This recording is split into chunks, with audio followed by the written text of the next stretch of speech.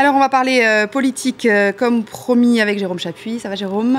Bonjour Frédéric Lefebvre. Bonjour. Député UMP des Français de l'étranger. On parlera de la Grèce tout à l'heure. Je vais vous demander comment vous réagissez justement à ce nouveau gouvernement, puisque Alexis Tsipras sera nommé à 15h, heure française. On va quand même parler de la loi Macron, puisque c'est pour cela à l'origine qu'on vous avait invité. Début d'examen aujourd'hui en séance. Et vous avez dit dès le mois de décembre, ce texte, je le voterai. Vous savez ce qu'a dit Christian Jacob? Il a posé la question, il a dit, est-ce que cette loi permet de baisser les charges? Non. Est-ce que cette loi permet de baisser les contraintes qui pèsent sur les entreprises? Non. Est-ce que cette loi permet de baisser le coût du travail? Non. En gros, il est archi contre. Et d'ailleurs, Nicolas Sarkozy est archi contre également. Si je vous entends voilà. Bien. Et moi, je dis oui, oui, oui. Et je pense qu'il faut aller plus loin. C'est pour ça que je dépose d'ailleurs 95 amendements à ce texte, notamment sur la baisse des charges. Il a raison.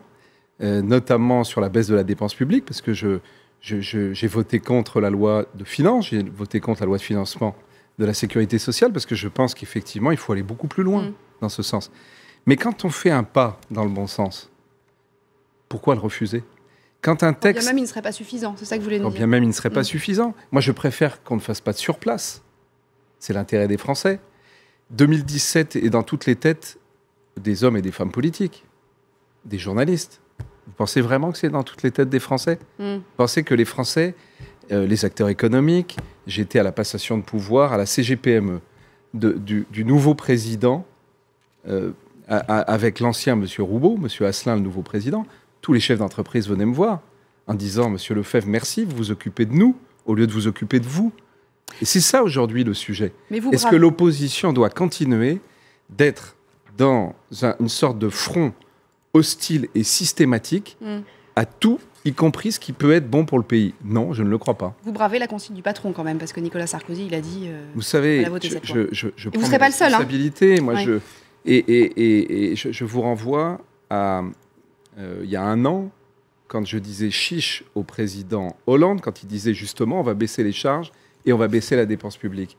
Ce chiche avait été repris d'ailleurs par un certain nombre de personnalités de ma famille politique.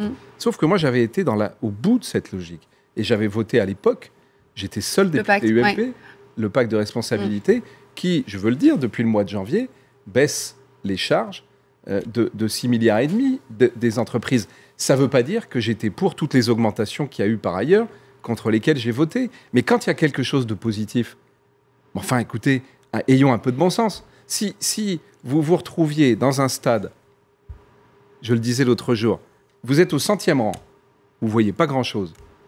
Vous n'avez qu'une envie, c'est d'aller au premier rang. Très bien. On vous propose de descendre au 60e. Vous voyez mieux. Est-ce que vous allez dire non? Il faut du bon sens.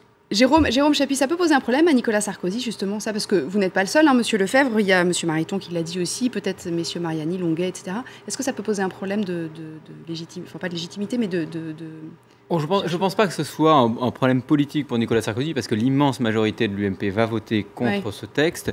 Ce qui est sûr, c'est ce que souligne un certain nombre de députés, et je pense que Frédéric Lefebvre dira la même chose, c'est qu'il est difficile aujourd'hui pour l'UMP de dire non à des mesures qu'elle serait susceptible de voter et de proposer le jour où elle reviendrait aux affaires. Et dans le contexte actuel, en plus post-attentat, dans lequel les jeux de rôle sont immédiatement débusqués, tout ça risque d'apparaître comme politicien, mais je ne pense pas que ce soit la posture, en tout cas les positions. Mais ça veut dire que si on est un petit peu... Les positions de Frédéric Lefebvre ou d'Hervé Mariton, pour citer un autre député qui votera ce texte, qui mettent en difficulté Nicolas Sarkozy. Ça veut dire qu'avec un peu de malice, on peut imaginer que finalement ça l'arrange un peu, Nicolas Sarkozy, ou pas? Que certains à l'UMP décident de voter ce texte, en tout cas ça ne le dérange pas. La seule chose, c'est qu'on peut souligner que Frédéric Lefebvre a longtemps été l'un des plus proches collaborateurs de Nicolas Sarkozy, et qu'en ce sens, effectivement, on peut s'étonner qu'une personnalité qui a été très proche de Nicolas Sarkozy soit aujourd'hui un soutien objectif de la politique du gouvernement. Il vous en a parlé, Nicolas Sarkozy? Non, pas cette fois-ci, mais je vais vous dire, ça dépasse la question de l'amitié. Non, mais on peut imaginer qu'il soit un petit peu agacé, c'est sûr que... Écoutez, vous l'interrogerez, mais moi, je prends ma décision par rapport aux Français.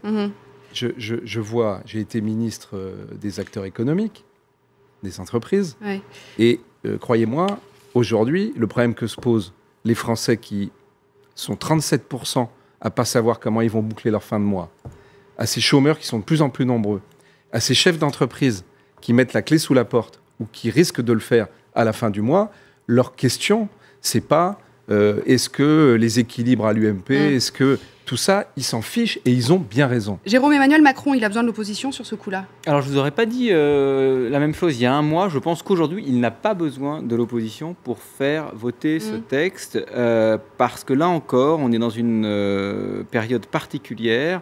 On l'a dit, depuis une quinzaine de jours, l'unité nationale se manifeste encore plus au sein même de la gauche. Et puis par ailleurs, il a été très, très habile, Emmanuel Macron. Depuis d'abord ces 8 derniers jours en commission, il a siégé en permanence. Il y a passé des journées, des soirées, des nuits entières.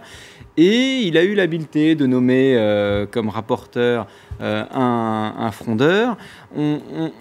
A priori, il y a un certain nombre de socialistes qui vont voter contre, mais avec quelques Verts qui vont voter pour, quelques députés de gauche qui, par ailleurs, voteront pour. Normalement, il n'a pas besoin de l'opposition pour faire passer ce texte. Il y a une épine dans le pied du gouvernement d'ici les prochaines échéances électorales, c'est cette fameuse loi sur les seuils sociaux. Il s'en serait bien passé, puisqu'on a vu que la dernière séance de négo avait été un échec total. Ça va être un vrai numéro d'équilibriste pour le gouvernement là. Oui et non, parce que là encore, le gouvernement avait annoncé la couleur. Ils avaient dit, s'il n'y a pas d'accord, on votera. Donc d'une certaine manière, ils sont dans la logique de ce qu'ils avaient annoncé. Le gouvernement fera voter cette loi. Ça va être compliqué avec le patronat qui est très défavorable, notamment parce que la question de la représentativité dans les toutes petites entreprises risque d'être considérée comme une nouvelle complexité pour les petits patrons.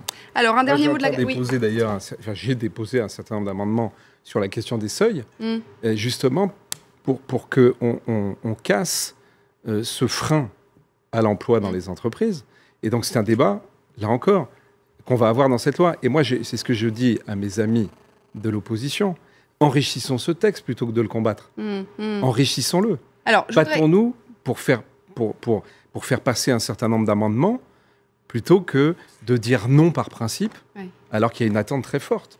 Je voudrais qu'on dise un mot de la Grèce, parce que c'est quasiment l'heure de se quitter pour le journal, mais je voudrais qu'on dise un mot de la Grèce, cette victoire de Tsipras, qui est finalement une victoire plus large que celle à laquelle on s'attendait, parce qu'on ne s'attendait pas à ce qu'il passe à 2 sièges de la majorité absolue. Comment vous y réagissez, comment vous l'analysez-vous? Je pense qu'elle est finalement le fruit, et c'est d'ailleurs le risque que nous avons en France, quand le bloc central, c'est-à-dire qui représente l'essentiel des électeurs, n'est pas capable de s'additionner, ce qui est le cas en Grèce, ce qui est le cas en France, eh bien, ce sont les extrêmes qui en profitent. Et je pense que ce qui se dessine en Grèce pourrait parfaitement se dessiner en France. Et c'est la raison pour laquelle je prône cette unité depuis des mois et des mois. C'est que je pense qu'aujourd'hui, à force de ne pas considérer les Français comme prioritaires, on va dans le mur et on fait le lit de l'extrême droite, de la même façon qu'en Grèce, ils ont fait le lit de l'extrême gauche. Et je voudrais simplement dire, parce que je vois beaucoup de gens qui se félicitent de cette élection... la quasi-majorité, ça se félicite. Eh bien, moi, je veux simplement rappeler qu'il y a un enjeu pour les Français. Parce que les dizaines de milliards que la France a versés pour la Grèce depuis plusieurs années, les dizaines de milliards, eh bien, ça ne sort pas de nulle part. Ça ne sort pas des caisses de l'État, comme on entend parfois. Ça sort de la poche des Français. Et donc là, il y a un enjeu sur lequel il faut, là encore, qu'on prenne tous nos responsabilités. Ça va être l'objet des négociations à venir. Il n'est pas question d'effacer la dette, disent les Allemands, éventuellement un rééchelonnement. En tout cas, ils ouvrent la porte. Merci infiniment d'être venus nous voir. Merci à vous. Merci à tous les deux.